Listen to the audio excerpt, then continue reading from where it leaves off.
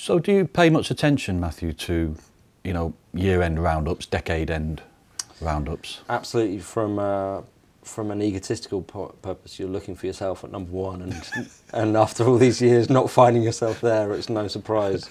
If you make it to the top 100, then obviously you feel sort of marginally thrilled. And it's always incredibly surprising to me which records they do choose. How conservative they are, invariably. I remember seeing Pitchfork, I think it was last year, but they had a Ghostface Killer album in it. Sort of in the top 10, I think, even. And I was like, oh, maybe this is something that I haven't heard before. But to me, it just sounded like Wu-Tang Clan from 10 years ago. And maybe it's a fantastic record and I'm not getting it, but it showed no spark or desire to challenge.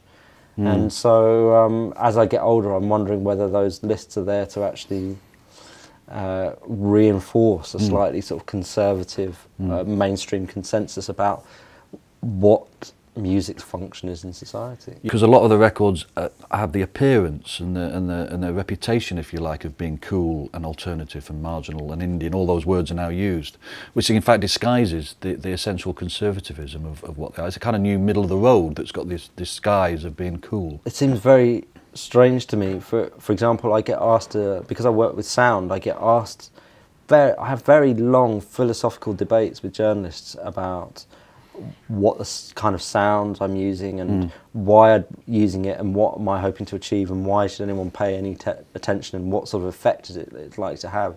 And yet I never see that same basic artistic philosophical conversation occur with a guitar band. You know, no one. The first question isn't why have you picked up a guitar in 2009 or what have you. Yeah.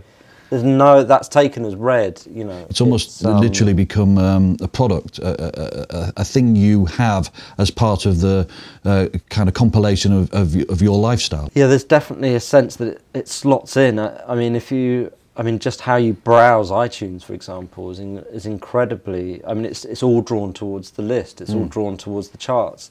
I'm doing a project at the moment where I'm DJing underneath a live art auction on Saturday, and basically an auctioneer will be selling Warhols and Damien Hirst pictures of music stuff, and then underneath I'll be DJing and I'll be playing a different piece of music for each of the pieces, and they sell at a rate of about 1 a minute, so I'm gonna have a new piece of music every minute. Right. And it ranges from Dylan through Miles Davis through classical through Damon Dash and some bling stuff they're selling to Bavarian folk music. So I was downloading this week from iTunes, and I was thinking, wow, this is such an amazing resource now, like for a project like this where I downloaded 500 pieces of music in an hour in all sorts of styles from the last kind of 80 years or what have you.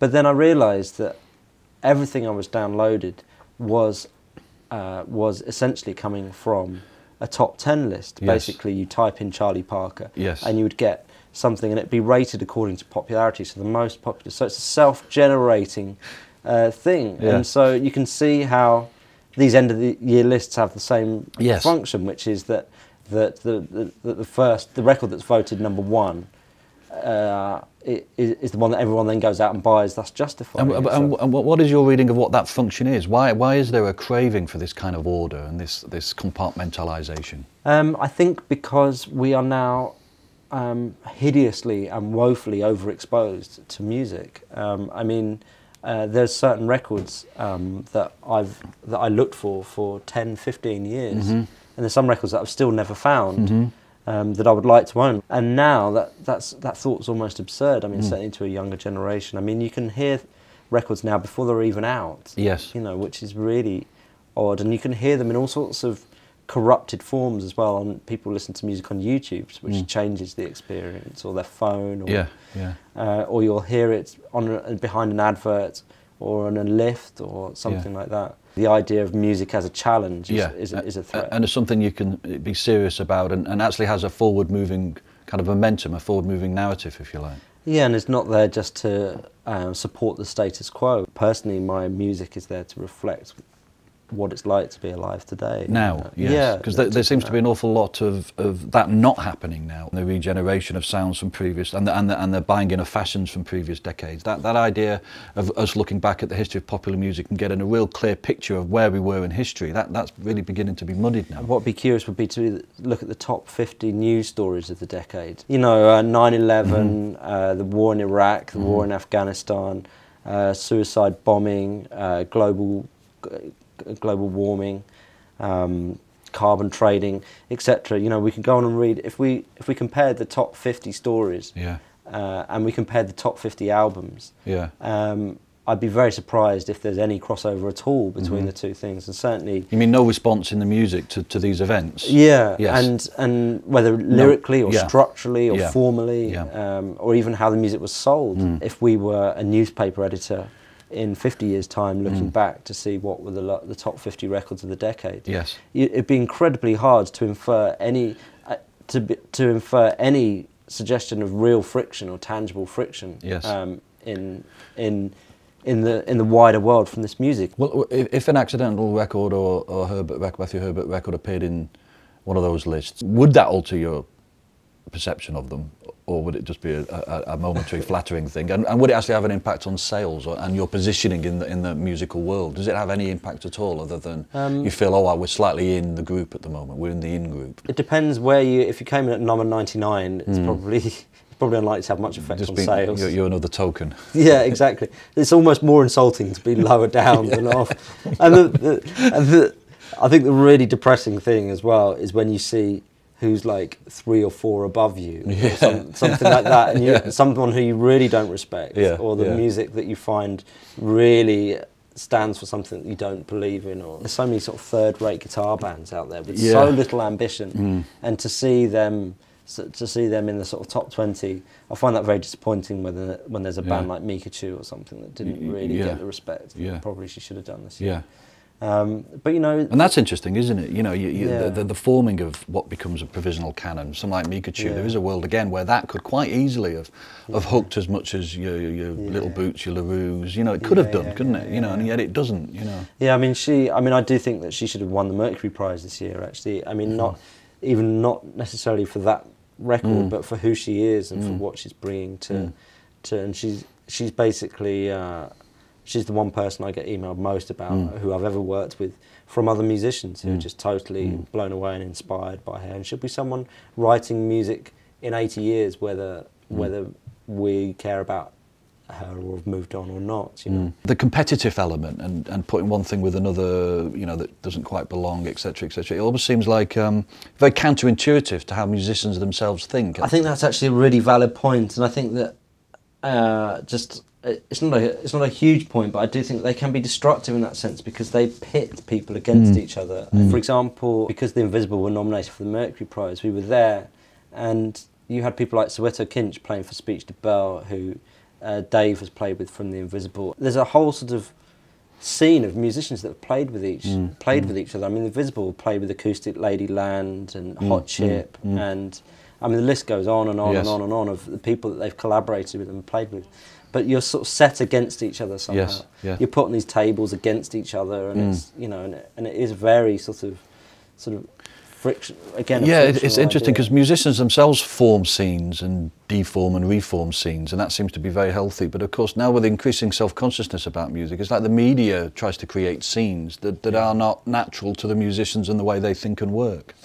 And I think what's really difficult as well is that with MySpace and Facebook and all those sort of things, is that you can now apply really ghastly business models in seconds to this. You know, there's this incredible, awful program. Someone sent it to me. It's like, wow, this is really amazing. But basically, you could put 2 artists in. So you could put in Little Boots, and then you could put in LaRue, and then it would draw all the statistics from all the websites, the record sales, the Facebook, the MySpace, and it would compare and draw you a little graph. And then you could add another one, compare that to whatever, Bat for Lashes, and you put that in, and you've got this instant thing. So and like MySpace, you have the number of hits or the number of friends, or so there's like the mystery is sort of evaporated somehow, and so it's becoming an incredibly judgmental industry where people are over very, very quickly.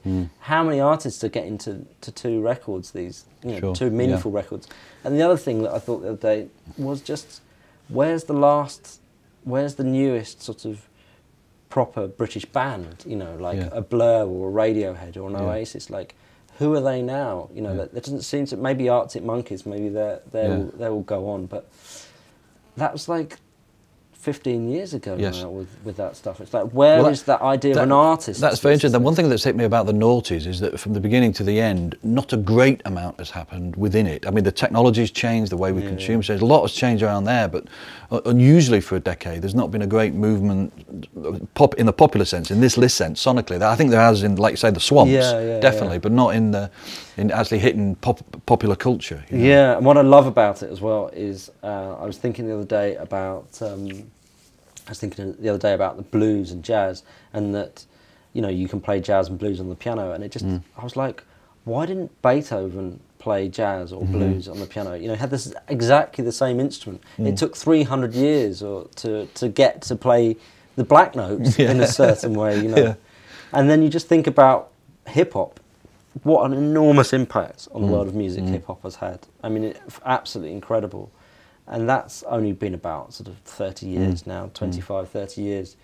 And imagine a world without hip-hop, you know, or without jazz. Or what are we missing now? That's really curious question to me. Because I think we probably are, aren't we? We've definitely, something will happen, but we'll miss it. There's a space, isn't there? There is, there's like an enormous Philip K. Dick space, and you can almost hear it. Exactly. Because you know that history went wrong somewhere. Yeah, exactly. And you get like things like dubstep which come along, which suddenly gives you, and then it's like, oh no, it's not. It's, you know, it's pulling back from. That's right. You know, or it's not going to be quite what you think it's going to be. You know, it becomes a little more safe again or something. But it does feel, and I wonder whether this sort of modern way of talking and describing music, wonder whether that's actually holding that back somehow, because nothing is really given the sort of space or the air, the oxygen to breathe and develop slowly. And whatever the music is, it tends to be described in the same way, using certain emotional adjectives, as opposed to sort of flights of fancy about what it is. It seems to be constantly just putting, whether it's Animal Collective or Cheryl Cole, it's sort of talked about in the same way, which I think is also an interesting, you know. Yeah, it's like the player. When they talk about Hollywood movies, it's, you know, it's Rambo meets Driving Miss Daisy. That's right. You know, there feels a bit of that going on. So, but I'm really curious as to see what's next. I mean, that's really, you know, that's obviously the void that we would all like to fill. You know, but for me, I think the 21st century could finally begin. Yeah, exactly. I feel its sound. You know, I do feel its sound. I feel that we have the potential to hear sounds that no one's ever heard before.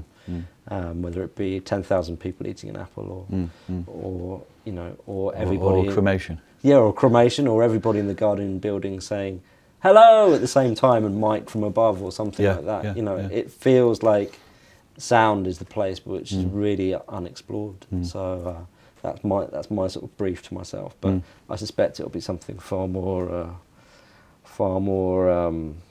I don't know, immediate, or jump up, or something with better fashion.